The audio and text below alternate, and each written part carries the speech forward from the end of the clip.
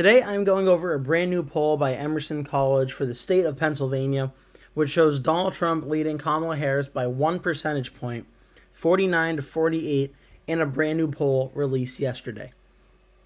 So, breaking down this poll, a new Emerson College poll, Real Clear Pennsylvania survey, finds that 49% of voters support former President Donald Trump and 48% support Vice President Kamala Harris for president. And this is in Pennsylvania, by the way. With undecided voter support allocated, Trump extends his lead to 2 points with 51 to 49. And then with third-party candidates on the ballot, both candidates, Trump and Harris, get 47% of the vote. RFK Jr. gets 3% of the vote, and no other candidate received above 0.3% support outside of those three. So, looking at this poll, it breaks down a little more, but I'm going to go into just the key specifics of the poll, and then I'll come back to my own personal thoughts about this.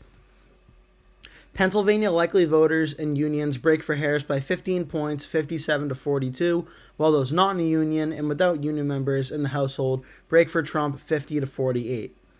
That's according to Spencer Kimball, executive director of Emerson College Polling, said those with union members in the household break for Trump 50 to 42.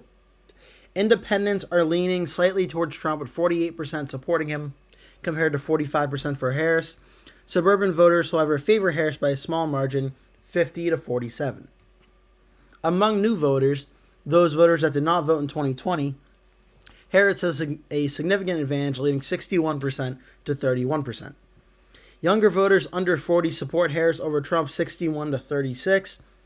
Trump's strongest base is among voters aged 50 to 69, where he leads Harris 57 to 40. The swing vote appears to be among voters aged 40 to 49, who are evenly split at 49% each. Voters over 70 lean toward Trump, with 52% supporting him compared to 47% for Harris. Trump leads Harris among Protestant voters 58 to 40, and among Roman Catholic voters 60 to 39. Harris leads among atheists and agnostic voters, who break 84 to 13 in favor of her, and those with no particular religious affiliation support Harris 56 to 39. Last month in the Emerson poll, Trump led Harris 51 to 45 in Pennsylvania among likely voters, his support dropping 2 points this month to 49%, and Harris's support increasing 3% from 45% to 48%. And while I'm looking at this poll as well, I'll just go very quickly. It does mention the contested Senate race in this state, where Democratic incumbent Bob Casey leads over Republican Dave McCormick 48% to 44%, with 8% undecided. Since last month, Casey's support among likely voters has stayed at 48%, while McCormick's support among likely voters decreased from 47% down to 44%. 6% of Casey voters support Trump compared to 1% of McCormick voters who support Harris, Kimball said. And I'm going to skip the Attorney General election and mainly just focus on the key specifics of the presidential election now. President Biden holds a 38% job approval rating among Pennsylvania voters, while 54% have an unfavorable view of him. Pennsylvania Governor Josh Shapiro holds a 51% job approval rating to 31% disapprove of him. 48% of voters have a favorable view of Kamala Harris, while 48% of voters have a favorable view of Vice President Harris. 47% have a favorable view of Donald Trump. So statistically, they're about the same. 52% have a negative view of Harris, while 53% have a negative view of Trump. So both candidates, according to this poll, are about equally as liked and disliked. And 43% of voters have a favorable view of Walz, while 44% have a favorable view of Vance. 43% have a negative view of the Minnesota governor, so that's about a 1-point advantage for Walz, while 49% have a negative view, of Vance. That would be -5 for Senator Vance. And now we can skip the Senate really quick. The economy is the top issue for 51% of likely voters in Pennsylvania, followed by threats to democracy, 12%, immigration, 8%, housing affordability, 6%, healthcare, 6%, and abortion access, 5%. On the issue of fracking, voters are asked which presidential candidate they trust more to handle that issue. Half, 50%, trust Trump more, while 43% trust Harris more, 8% trust neither candidate. This poll was conducted between August 13th and 14th. The sample of the likely Pennsylvania voters was 1,000 people and has a margin of error of plus or minus 3 percentage points. So, what are the takeaways for me from this poll? Well, the one thing is, like I and many others have been saying for the last few weeks now, is this race is incredibly close. I've been saying this is looking more like 2016 or 2004 than 2020. I don't think there's going to be like a last minute, all the states kind of break for one candidate at the end. This seems like an election that's going to be very close and could come down to the wire.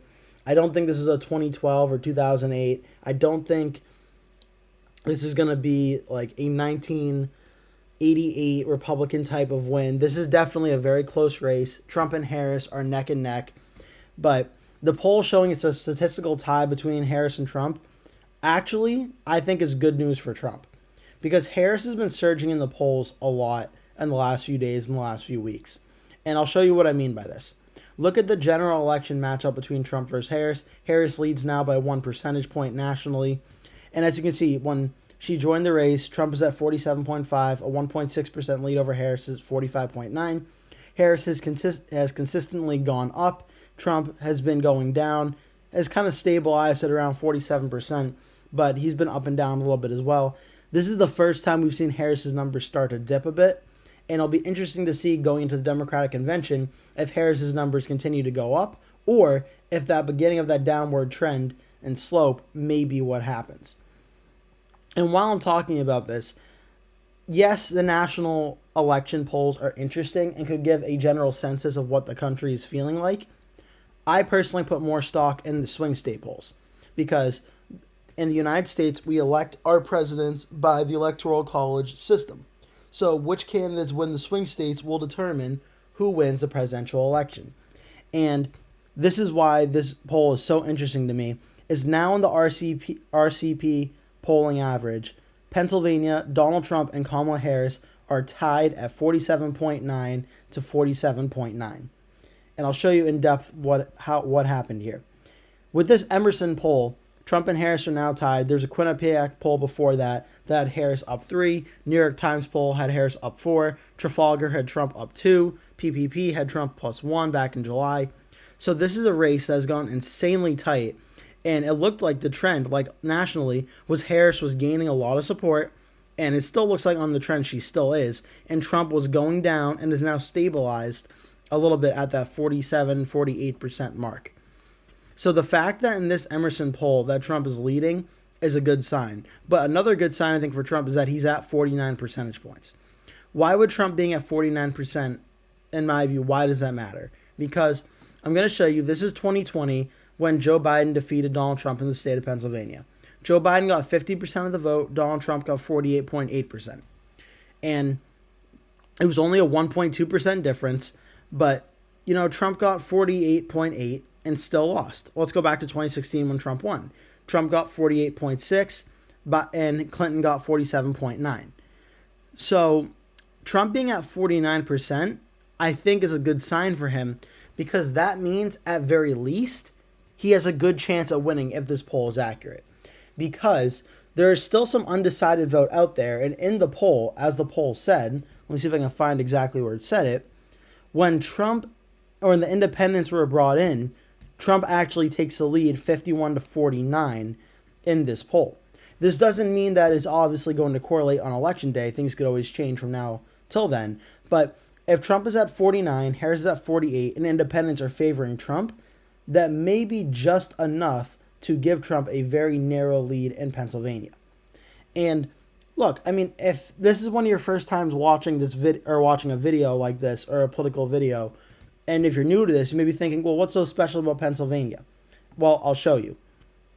Well, right now, my current electoral map, I have Donald Trump and J.D. Vance getting about 219 electoral votes pretty solidly. And I have Kamala Harris and Tim Walz getting 226 electoral votes pretty solidly. There are only a handful of toss-up states, but Pennsylvania's 19 electoral votes, is, in my opinion, the biggest and most important toss-up state there is. Its 19 electoral votes is the biggest number of electoral votes that is up for grabs. And this is why I'm going to show you just how important Pennsylvania really is. If Donald Trump wins the state of North Carolina, which he carried in 2016 and 2020, and Donald Trump can win the state of Georgia, a state that he lost in 2020 but did win back in 2016, if Trump holds these two states that does have a record of voting Republican at the presidential level, except for 2020, then all Donald Trump needs to do is win the state of Pennsylvania, and that would get him to 270 electoral votes, assuming Trump wins Maine's 2nd congressional district and Harris wins Nebraska's 2nd congressional district as well.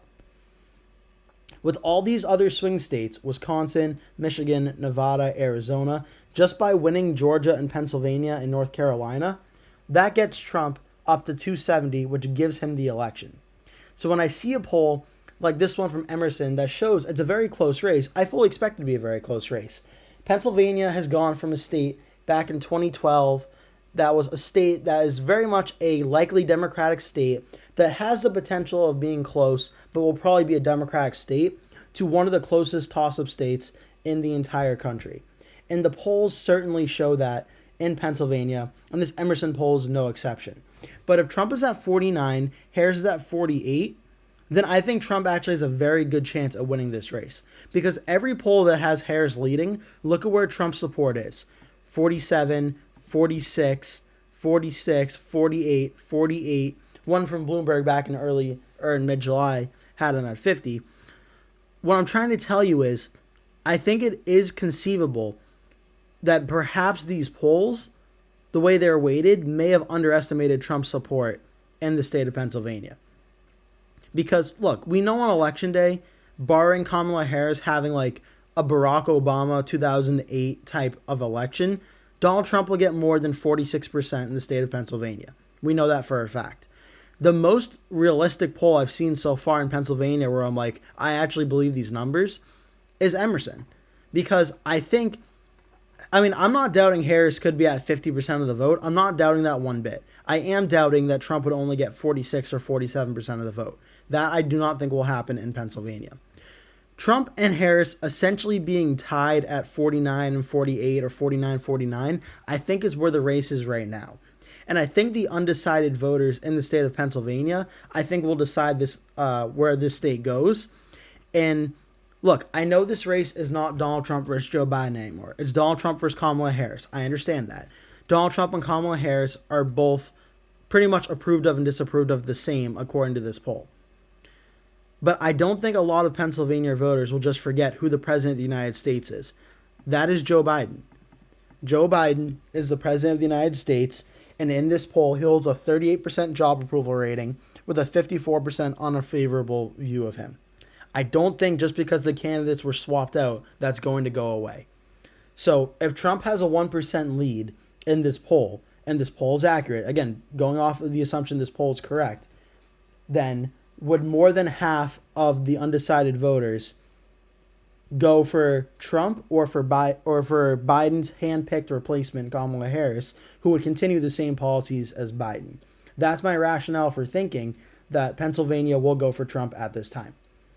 Now, again, this is pretty much just me giving my opinion and going off of what I think will happen.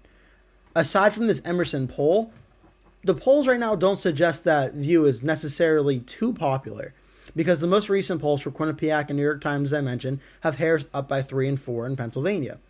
But the prior two polls before that had Trump up by 1 and 2.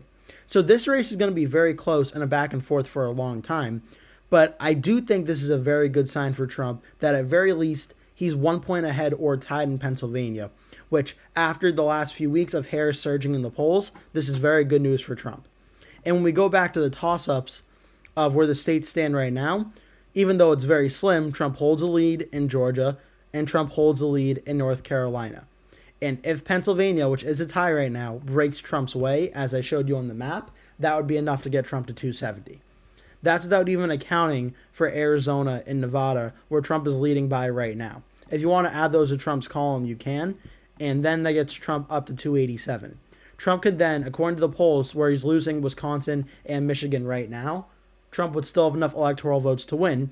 And like I said, 287, 251, this is a very 2004 type of electoral map where the election will be very close. I don't think this is going to be a 2020 or a 2016 where all the swing states kind of vote or kind of break one way for one candidate, I think it's more likely than not we'll see a splitting of a lot of the swing states. But I think this poll could be good news for Trump, that maybe, just maybe, his poll numbers are starting to rebound and things are coming back closer to where they were when Harris first entered the race, where it was very close, but it was still like a 1 point race, maybe in favor of Trump. Again, nationally, I'm not sure if we're going to see this, but when you go state by state, I still think Trump right now, by the thinnest of margins, is leading Kamala Harris by probably like half a percentage point. And I think today's poll might suggest that. So that'll do it for today's video. Thank you so much for watching. Please leave your thoughts below, what you think about what I've said in this video and about the poll in Pennsylvania. If you like this video, please remember to like it and share it with your friends and family. And make sure you click subscribe if you really liked it, so you'll be getting a new video from me every single day leading up until Election Day. Thank you so much for watching. Hope to see you in a future video.